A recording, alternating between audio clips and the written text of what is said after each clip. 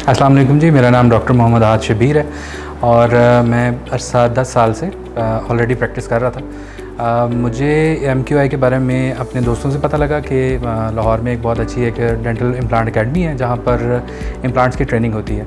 दो कि मैं ऑलरेडी अपनी प्रैक्टिस के अंदर इम्प्लांट्स कर रहा था, लेकिन सिंस मैं काफ़ी बेसिक प्रैक्टिस कर रहा था तो आई वांटेड कि मैं एडवांस लेवल के ऊपर प्रैक्टिस को अपनी लेके जा सकूँ। तो इसके लिए मैंने MQI को ज्वाइन किया and I was not disappointed.